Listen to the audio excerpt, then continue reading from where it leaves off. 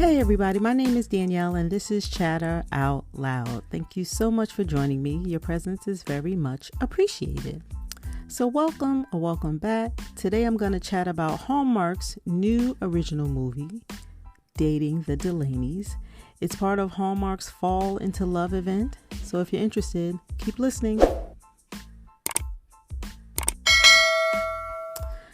All right, Dating the Delaneys premiered on Saturday, August 20th on the Hallmark channel. It stars Rachel Boston, who plays Maggie, and Paul Campbell, who plays Michael. And the synopsis is as follows.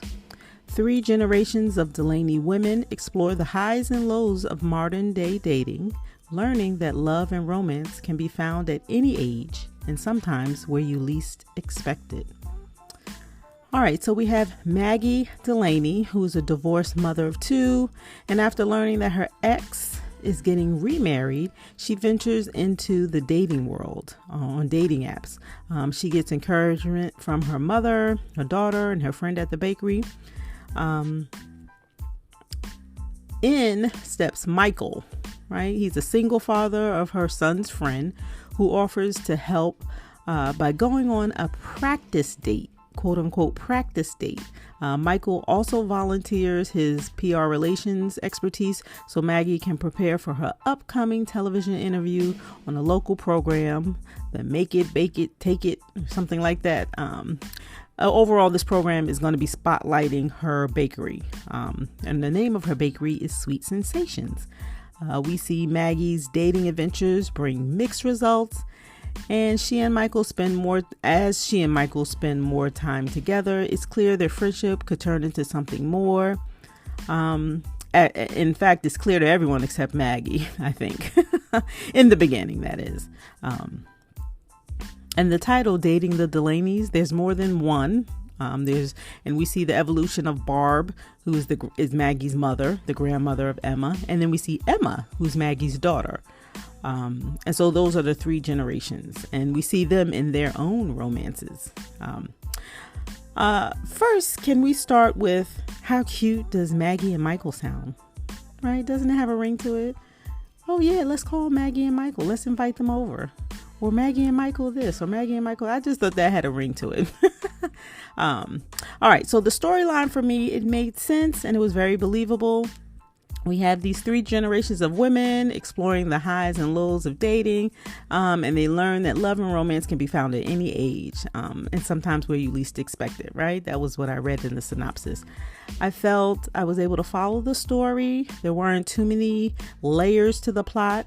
Initially, when I learned that the story was following 3 generations, I thought, oh man, there could be a potential to get lost with these parallel stories, one with each generation.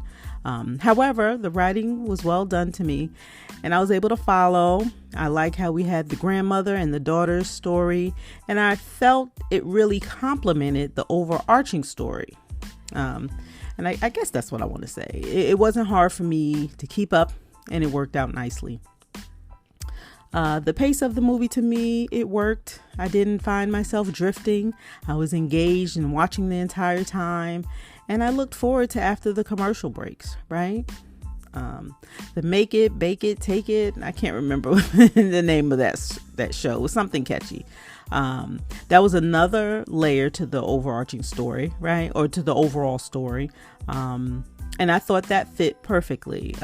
It definitely tied together the relationship between Maggie and Michael in terms of the development of their relationship. So I like that. It was also the climax where Maggie gained true confidence, right, in preparing for that show. She told off her ex-husband in a nice, nasty way. I loved it. She was able to make decisions regarding her bakery. Loved that too. And we saw at the end, it tied together all of the stories running in parallel. And I appreciated that as a viewer. There were funny moments that made me laugh out loud. The first one when Maggie was on a blind date and the waiter told her to get out now. Leave while you can. Get out now. I'll help you. I'll make up a story. That whole scene was hilarious to me. I really enjoyed that part. That was so funny. I also laughed at Maggie's silly jokes, and not because the jokes were funny, I just laughed because she thought they were funny, her and Michael. They were terrible jokes, but they were so silly, it just made me laugh. I don't know. And then when the blind date made a face, when Maggie called him a dork, that really made me chuckle. So there were funny moments in the movie I enjoyed. I forgot to say that I thought the storyline was believable and relatable.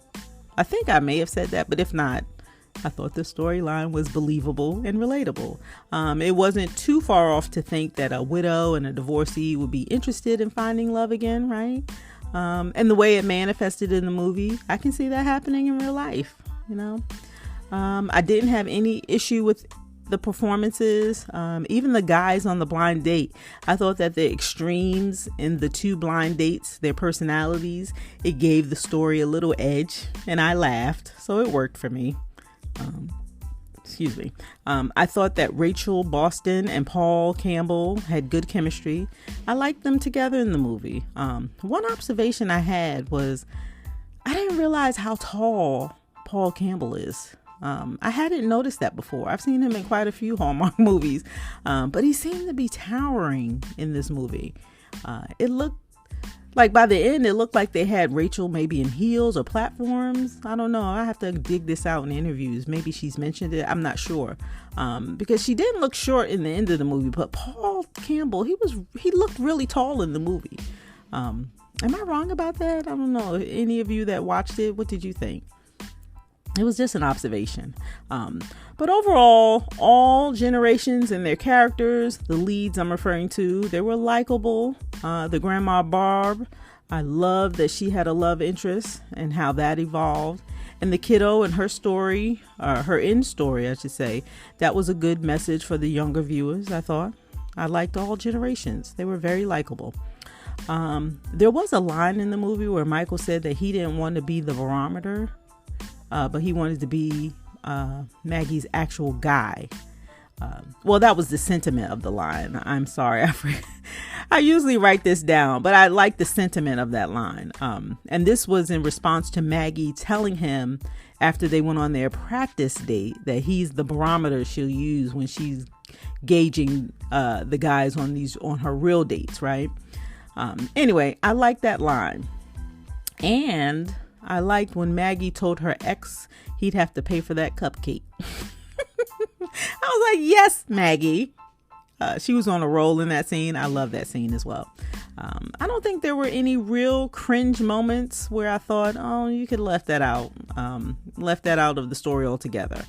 Even the high schooler and how he treated Emma, I thought that built into Emma's story, right? The development of her character.